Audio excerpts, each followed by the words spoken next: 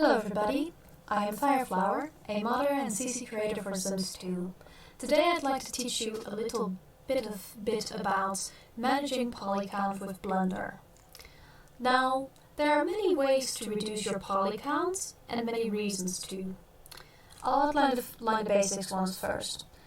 So, you'll want to reduce Polycount so that your game runs better. The higher the Polycount, the higher the load on your graphics card. Many people think that high poly means high quality, but that is not the case. So today I will be teaching you how to reduce poly count. So for this example I'll be using a object somebody converted. I can't recall the name right now, but we'll see just why it is a good example. So I just booted up Blender, and as you can see there's the default cube. Like any Blender tutorial, we'll be deleting that. Just simply press the delete key on your keyboard and press enter. Now we go to File, Import, and we go Wavefront OBJ. Now I've already found something to import here. Oh crap. I need to go to my SimPE folder. Here. Alright. So here we see Simmer Berlin Fake Door. So I'll be taking the larger one that I haven't adjusted. So here is the fake door. Now if we want to see where we want to see where the poly count is at. So to do that we go to this little circle down here, this little ball, and we press wireframe. So as you can see there is a spot here with more orange. Here, the doorknob. If we zoom in we see that the doorknob has a disproportionate amount of polygons. So I'll be adjusting the menu to the right a little bit. Then expanding this. As you can see it has only one subset. So we want to separate the doorknob from the door. To the top, in the top right we can see the polygons. As you can see this thing has more than 3,000 faces. So to separate it, I'll be going into UV editing here. As you can see, this is a separate view, so we don't have wireframe here. Now, we want to make sure this is selected, so outlined in yellow, this 3D model. Then, here, where we see object mode, we go into edit mode.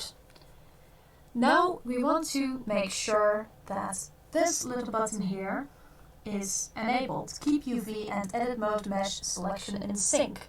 This means that everything we select in edit mode will be selected in UV editing mode and vice versa. This is pretty handy when you want to separate meshes like we want to do here. So we're going to separate this doorknob from the rest of the mesh. So to do this I'll be zooming in. I think this is a doorknob here, so we'll be trying to select this. In standard Blender settings, Blender 2.79b by the way, you can select things by pressing your right mouse button. You can adjust this, and as you can see the selection shifts. To select more,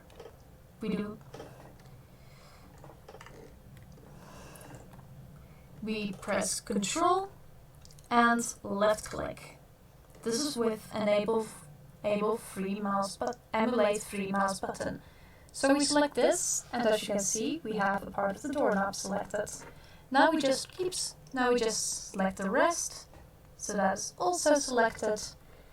And then we press this thing to see if we have everything. As you can see, we don't. So I think we need this thing now, and now we have the full doorknob. So now we press the P button on our keyboard to separate the mesh. We select selection. As you can see, if we now press A to select everything, you can now see that the doorknob is not selected. It is a separate mesh now. Now, as you can see to the top right, we now have two subsets. We click base 1, our new subset. Now we go to the little wrench here in this menu, the modifier menu, And we are going to see about the polycount. So when we put the decimate modifier in here, we see that this thing has 2k poly. When we do the same to the door, we see that it does only about 900. So this thing needs to be decimated. Or well, the polycount needs to be reduced. There are several ways to do this. So here we are again in edit mode. I have just pressed the A button to select everything. Press it twice to deselect everything. Look at that. And now we are going to see if there are any doubles. So here in Tools, to the top left, we scroll down a little bit and we see Remove Doubles. As you can see, this has removed some verticals. This will save us from getting holes in the mesh. If you look at solid, it still looks pretty good. With some meshes you don't want to do this, so just experiment. It can smooth out edges that you don't want smoothed, for example. So now we return to object mode. The polycount is still about the same. So now we will first try to unsubdivide this. So we go to unsubdivide on the modifier menu, and then we try to increase the iterations. As you can see, it doesn't quite work. So yeah, this is no option.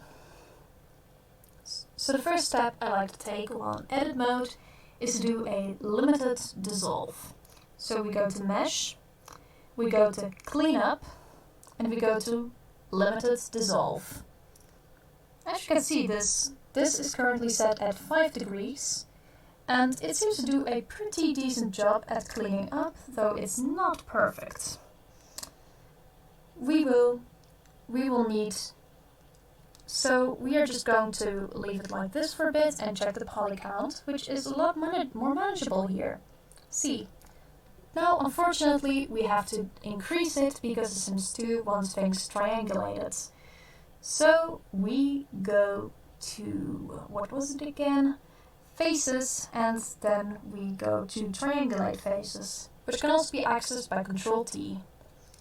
So now we have some triangulated faces. It doesn't look very pretty, but it will do the job. Now it's 1000 faces. It's still a little bit high though, so we are going to check the triangulate button, and we're going to drag this thing to the left in the collapse menu. When we drag it too far, it gets ugly. So just try to get it at something decent. This can really mess up your normals, so just be very careful with it.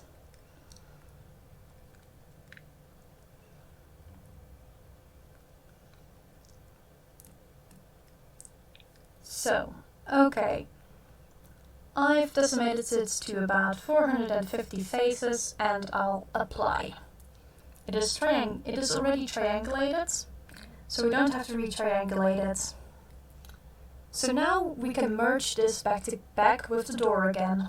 Now this is more decent. So we select both subsets, and then we press Ctrl J, and it is joined. Now we can export it as an OBJ. Now you'll want to modify the settings. Make sure that the right things are checked. I'll explain that in a different video. Thank you very much for watching, and I hope you enjoyed this video. Bye!